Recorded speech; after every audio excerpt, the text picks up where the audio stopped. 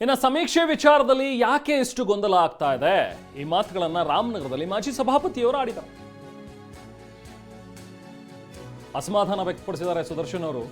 ದೇವರಾಜ ಅರಸು 110ನೇ ಜಯಂತಿ ಕಾರ್ಯಕ್ರಮದಲ್ಲಿ ಮಾತಾಡ್ತಾ ಇದ್ದಂತ ಸಂದರ್ಭದಲ್ಲಿ ಅವ್ರು ಹೇಳಿರೋದು, ಜಾತಿ ಸಮೀಕ್ಷೆ ಮಾಡೋದಕ್ಕೆ ಗೊಂದಲ ಮಾಡಬಾರದು, ಈ ರೀತಿಯ ಗೊಂದಲಗಳಿಗೆ ಸರ್ಕಾರ ಕಾರಣ ಆಗಬಾರದು, ಕೆಲ ನಿರ್ಧಾರ ತೆಗೆದುಕೊಳ್ಳುವಾಗ ತುಂಬಾ ಎಚ್ಚರಿಕೆಯಿಂದ ನಿರ್ಧಾರಗಳನ್ನ ತೆಗೆದುಕೊಳ್ಳಬೇಕಾಗುತ್ತೆ ಅನ್ನುವಂಥ ಒಂದು ಮಾತುಗಳನ್ನ ಕೂಡ ಸುದರ್ಶನ್ ಅವರು ಹೇಳಿದ್ದಾರೆ. ಇದನ್ನು ಮಾಡುವಾಗ ನೋಟಿಫಿಕೇಶನ್ ಹೊರಡಿಸಬೇಕಾಗಿತ್ತು, ಸಮೀಕ್ಷೆಯಲ್ಲಿ ಕೆಲವು ಗೊಂದಲಗಳನ್ನ ತೆಗೆದುಹಾಕಬೇಕು ಅಂತೇಳಿ ವೇದಿಕೆ ಮೇಲೇನೆ ಡಿಸಿಎಂ ಡಿಕೆ ಶಿವಕುಮಾರ್ ಅವರಿಗೆ ಸುದರ್ಶನ್ ಅವರು ಮನವಿ ಮಾಡಿದ್ದಾರೆ.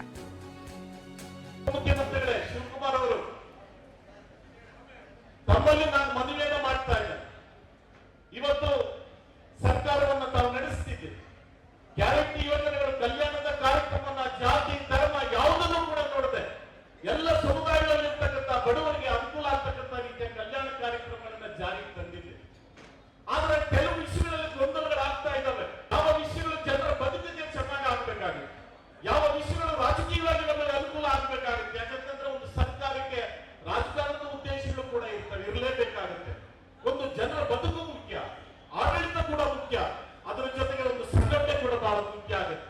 ಇವತ್ತು ಸಮೀಕ್ಷೆ ವಿಷಯದಲ್ಲಿ ಯಾಕೆಷ್ಟು ಗೊಂದಲಗಳಾಗ್ತಾ ಇದ್ದಾವೆ? ಈ ಗೊಂದಲಗಳನ್ನು ಪರಿಹರಿಸಬೇಕಾಗಿರ್ತಕ್ಕಂಥ ಜವಾಬ್ದಾರಿ ಸರ್ಕಾರದ ಮೇಲೆ ಇದಾವೆ ಅನ್ನುವಂಥದ್ದನ್ನು ಕೂಡ ಸರ್ಕಾರದಲ್ಲಿ ಇರ್ತಕ್ಕಂಥ ತಾವೆಲ್ಲರೂ ಕೂಡ ಅರ್ಥ ಮಾಡ್ಕೊಳ್ಬೇಕಾಗುತ್ತೆ. ಬ್ಯಾಕ್ವರ್ಡ್ ಕ್ಲಾಸ್ ಕಮಿಷನ್ ಅನ್ನು ಕೂಡ ಸ್ವಲ್ಪ ಕಾಮನ್ ಸೆನ್ಸ್ ಇರಬೇಕಾಗುತ್ತೆ. ಜಾತಿ ಧರ್ಮ ಅಂತಕ್ಕಂಥದ್ದು ಬಹಳ ಸೂಕ್ಷ್ಮವಾದಂತ ವಿಷಯಗಳಿದ್ದಾವೆ. ಇವುಗಳನ್ನ ಚರ್ಚೆ ಮಾಡ್ತಕ್ಕಂಥ ಒಂದು ಸಂದರ್ಭದಲ್ಲಿ, ಕಾರ್ಯಕ್ರಮಗಳನ್ನ ತೆಗೆದುಕೊಳ್ತಕ್ಕಂಥ ಒಂದು ಸಂದರ್ಭದಲ್ಲಿ, ಕಾನೂನುಗಳನ್ನ ಮಾಡ್ತಕ್ಕಂಥ ಒಂದು ಸಂದರ್ಭದಲ್ಲಿ ಬಹಳ ದೊಡ್ಡ ಪ್ರಮಾಣದ ಜವಾಬ್ದಾರಿ ಸರ್ಕಾರದ ಮೇಲೆ ಇರುತ್ತೆ. ಇವತ್ತು ಸಮೀಕ್ಷೆ ಆಗಬೇಕು ಅಂತ ಹೇಳಿದವರು ಯಾರು? ಸುಪ್ರೀಂ ಕೋರ್ಟ್ ಅವರು ಹೇಳಿದ್ದಾರೆ. ಯಾವ್ದಕ್ಕೋಸ್ಕರ ಹೇಳಿದ್ದಾರೆ ಅಂತ ಹೇಳಿದ್ರೆ, ಯಾವ್ಯಾವ ಸಮುದಾಯಗಳು ಹಿಂದೆ ಬಿದ್ದಿದ್ದಾರೆ, ಯಾವ್ಯಾವ ಕ್ಷೇತ್ರದಲ್ಲಿ ಅವಕಾಶಗಳನ್ನ ಪಡ್ಕೊಳ್ಳಿಲ್ಲ, ಆ ಅವಕಾಶಗಳನ್ನ ಅವರು ಪಡ್ಕೊಳ್ಬೇಕಾದ್ರೆ ಅವಕಾಶಗಳಿಂದ ವಂಚಿತರಾಗಿದ್ದಾರಲ್ಲ, ಅವರಿಗೆ ಯಾವ ರೀತಿಯಾದಂತಹ ಅವಕಾಶಗಳನ್ನ ಮಾಡಬೇಕಾದ್ರೆ ನೀವು ಮುಂದೆ ಅಂಕಿಅಂಶಗಳು ಇರಬೇಕು ಅಂತ ಹೇಳಿ ಸುಪ್ರೀಂ ಕೋರ್ಟ್ ಅವರು ನಿರ್ದೇಶನ ಕೊಟ್ಟಿದ್ದಾರೆ.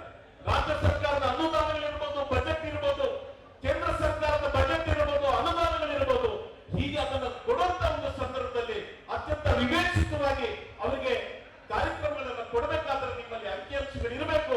ಅದಕ್ಕೋಸ್ಕರ ಸಮೀಕ್ಷೆ ಆಗಬೇಕು ಅಂತ ಹೇಳಿ ಮಾಡಿರ್ತಕ್ಕಂಥದ್ದು.